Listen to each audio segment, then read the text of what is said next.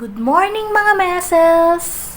Panibagong araw, panibagong trabaho na naman. Welcome back to our YouTube channel. For today's video, samahan niyo po akong maglinis ng mga chandelier. Isa-isa ko po itong pupunasan, medyo marami-rami din po. Kaya kung bago ka pa lang sa aking YouTube channel, huwag mong kakalimutang mag-subscribe, pindutin ang bell, para lagi kayong updated sa aking mga videos. Kaya simulan na natin!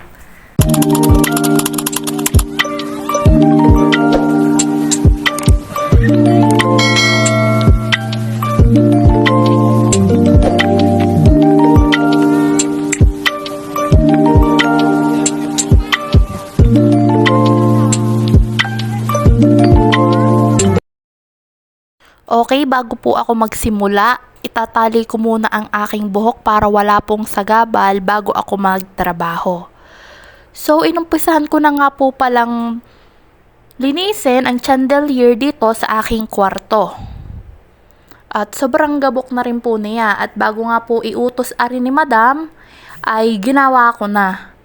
Hindi ko na po hinayaan na utusan pa ako. Basta't may makita po akong dumi or gabok, ay talagang nililinisan ko na po. Kung hindi ko man po malinisan ngayon at nakita ko mamaya, kinabukasan ko na lamang po siya lilinisin para alam ko na po ang aking gagawin kinabukasan. Nagmamasid-masid na rin po ako ng mga gagawin ko kinabukasan kung saan madumi or kung saan ako maglilinis banda. Kaya, halimbawa may nakaligtangan po ako na linisin at hindi ko po agad nakita, yan po ay nililinis ko kinabukasan. Hindi ko na po hinahayaan na makita ng aking amo dahil nakakarindi ang camel kapag siya pa ang nakakita, ang daming bat-bat.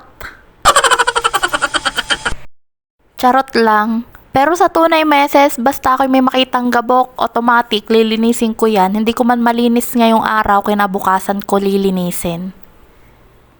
At nakasanayan ko na rin po siya kahit nung bago pa lamang po ako. Yun kasi ang unang tinuro ni Madam na kapag may nakita kang dumi, wag mo nang hayaang ako pa ang magsabi, linisin mo na kaagad.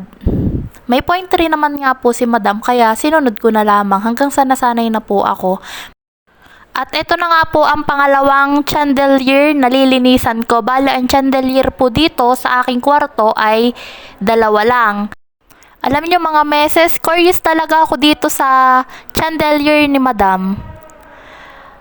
Akalain mo talaga siyang gold pero hindi ko talaga alam kung gold to o hindi eh.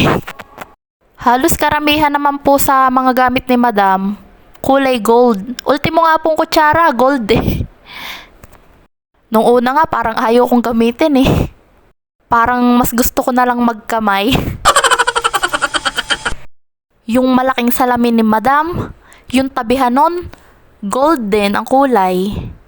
Ultimong mga display ni Madam, gold din. At marami pang keme bells na gold ang kulay. At kung sakaling ang mga gold yan, di ko na nga mayaman sa buong camel. Mga kulay gold nga ang aking nasa mga paligid. Lagi naman ang paulam mo ay indomie or itlog.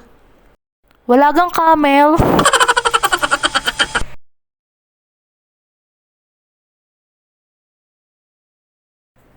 So, ayan na nga mga meses.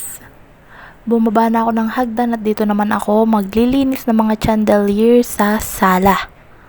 Ito nga po pala ang pangatlong chandelier na aking lilinisan.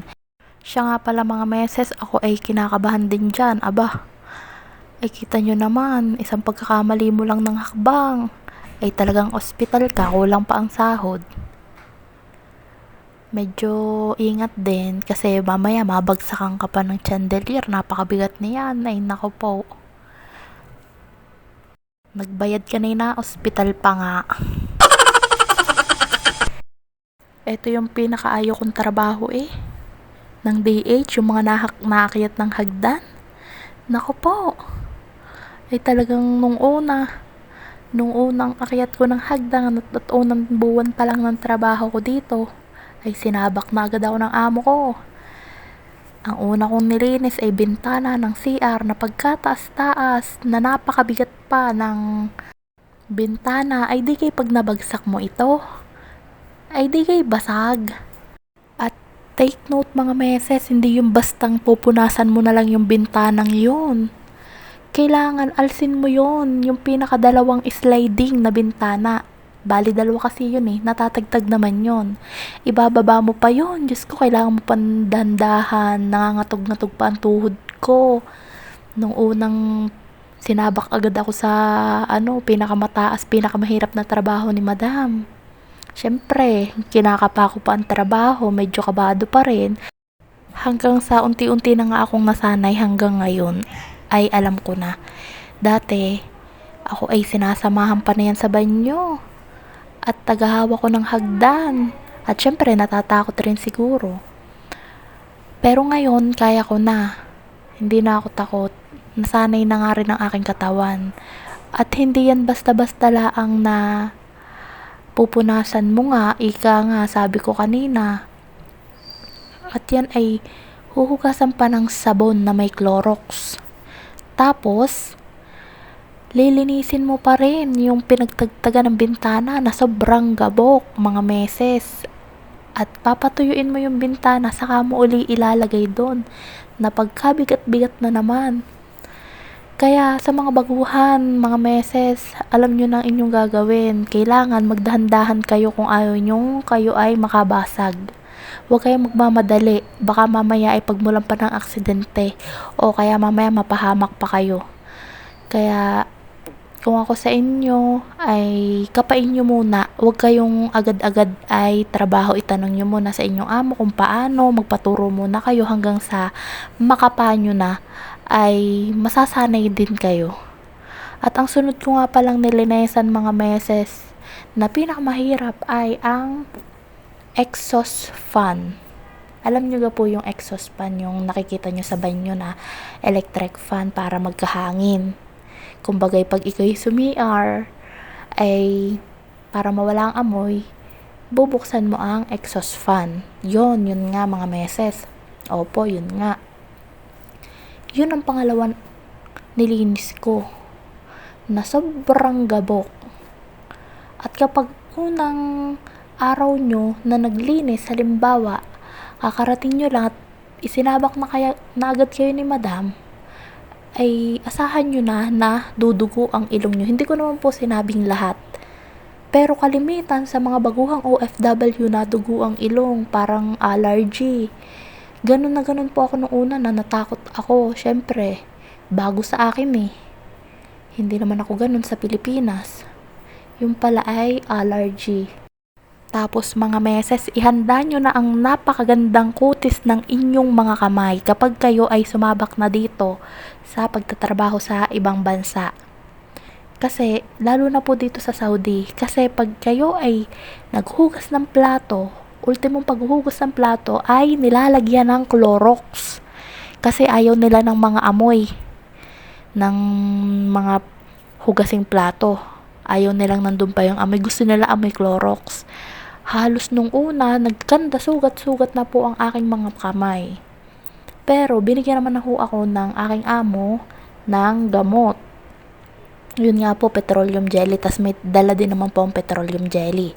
At kung gusto ko nga raw po, ay gumamit ako ng gloves. Binilhan din po ako ng gloves. Kaso, mas gugustuhin ko na pong maghugas ng walang gloves. At baka mamaya pag nag-gloves pa ako, ay makabasag pa ako. Magbayad pa ako. Magalit pa ang camel. Ako po. At maiengkwentro nyo din dito mga meses, lalo na pagbaguhan pa lang kayo, na parang aso ang inyong mga amo na susunod-sunod sa inyo. Ultimong nasan man kayo, nandudun din yan. Kung saan kayo naglilinis, nasulok, nandudun din yan, nakabantay. Kaya kailangan pulido ang iyong gawa. Pero kapag ikaw naman ay nakailang buwan na at alam mo na, kapa mo na ang iyong mga gagawin, ay talaga matutuwa ka na kasi nga ang mga yan ay hindi na nakabantay. Maghapon na ang mga yang tulog at hawak mo na ang iyong oras. Kahit magdudut-dut ka dyan ng cellphone, okay lang, basta wag ka lang magpapahuli. Ganun ang ginagawa ko mga meses. Kailangan rin nating magmautak paminsan-minsan. Huwag rin nating pagurin ang ating mga sarili. Kailangan din nating magpatama minsan. Di po ba? So, ayun lang mga meses, at sana ay may natutunan na naman kayo sa aking mga ibinahagi sa inyo, at saludo po ako sa aking mga kapwa OFW na kinakaya lahat ng problemang pinagdaraanan nila sa kanilang mga buhay. Iba't iba man po tayo ng mga problema, at least ating kinakaya alang-alang sa ating mga pamilya at mga mahal sa buhay. Kaya payo ko lamang po sa may mga kamag-anak, kapatid or tiyahin dito sa ibang bansa, lalo na po sa Middle East, ay kamustahin po natin sila. Napakasaya at napakasarap sa pakiramdam na kamustahin ka ng iyong mga kamag-anak or ng iyong mga mahal sa buhay ng walang kailangan. Hindi yung kakamustahin ka lamang po kapag may kailangan. Sobrang sarap po sa pakiramdam. Thank you for watching. Please huwag kalimutan mag-subscribe at i-click ang bell para lagi kayong updated sa mga bago kong video. Thank you and God bless you.